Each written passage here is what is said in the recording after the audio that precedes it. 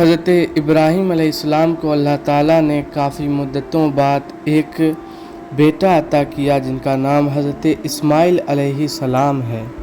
ایک رات حضرت ابراہیم علیہ السلام خواب دیکھتے ہیں کہ اے ابراہیم، میری راہ میں تم اپنی کوئی پیاری چیز قربان کرو۔ تو فوراً حضرت ابراہیم علیہ السلام بیدار ہوتے ہیں۔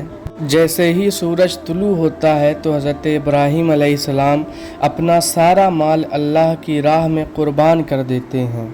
پھر حضرت ابراہیم علیہ السلام سوچتے ہیں کہ میں نے اللہ تعالیٰ کی راہ میں اپنا سب کچھ قربان کر دیا، اپنی پیاری چیز قربان کر دی۔ پھر وہ رات میں جب سوتے ہیں تو پھر حضرت ابراہیم علیہ السلام کو خواب آتا ہے، غیب سے آواز آتی ہے کہ اے ابراہیم، تم اپنی پیاری چیز میری راہ میں قربان کرو۔ تب حضرت ابراہیم علیہ السلام بیدار ہوئے اور دل سے سوچنے لگے۔ تب ان کو سمجھ میں آیا کہ میری سب سے عزیز اور پیاری چیز اور کوئی نہیں، حضرت اسماعیل علیہ السلام ہے، میرا بیٹا اسماعیل ہے۔ اے اللہ، کیا تو یہ تو نہیں دیکھنا چاہتا کہ میں سب سے زیادہ محبت کس سے کرتا ہوں، تجھ سے کرتا ہوں یا اسماعیل سے؟ اے اللہ، ایسے لاکھوں اسماعیل تجھ پر قربان۔ تب حضرت ابراہیم علیہ السلام فلسطین سے مکہ کے لیے روانہ ہوتے ہیں اور اپنی بیوی ہاجرہ سے کہتے ہیں کہ اے ہاجرہ، اسماعیل کو اچھے کپڑے پہنا، عطر لگا، نہلا اور اس کو تیار کر، میں اس کو ایک دعوت میں لے کے جا رہا ہوں۔ بی بی ہاجرہ نے حضرت اسماعیل علیہ السلام کو تیار کیا اور حضرت ابراہیم علیہ السلام حضرت اسماعیل علیہ السلام کو لے کر چلے اللہ کی راہ میں قربان کرنے کے لیے۔ اور تبھی شیطان نے دیکھا کہ حضرت ابراہیم علیہ السلام اللہ کی راہ میں اپنے بیٹے حضرت اسماعیل علیہ السلام کو قربان کرنے کے لیے جا رہے ہیں، تو شیطان کے تن بدن میں آگ لگ گئی اور حضرت ابراہیم علیہ السلام کے پاس آیا اور کہنے لگتا ہے کہ تو ایک خواب دیکھ کر اپنے بیٹے اسماعیل کو اللہ کی راہ میں قربان کرنے جا رہا ہے، اور بھی راستے ہوں گے جن سے تو اللہ کو راضی کر سکتا ہے۔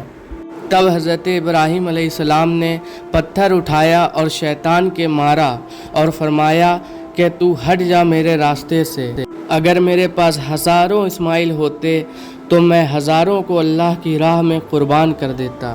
پھر شیطان حضرت اسماعیل علیہ السلام کے پاس آتا ہے اور وہاں پر بھی ناکام ہو جاتا ہے، اور پھر حضرت ہاجرہ کے پاس آتا ہے اور وہاں پر بھی ناکام ہو جاتا ہے۔ پھر حضرت ابراہیم علیہ السلام نے حضرت اسماعیل علیہ السلام سے راستے میں پوچھا کہ اے اسماعیل، کیا تمہیں پتہ ہے کہ میں تمہیں کہاں لے جا رہا ہوں؟ تو حضرت اسماعیل علیہ السلام نے کہا جی بابا، مجھے پتہ ہے کہ آپ مجھے دعوت میں لے جا رہے ہیں۔ تو حضرت ابراہیم علیہ السلام نے فرمایا کہ اے اسماعیل، میں تمہیں دعوت میں نہیں لے جا رہا، میں تمہیں اللہ کی راہ میں قربان کرنے لے جا رہا ہوں۔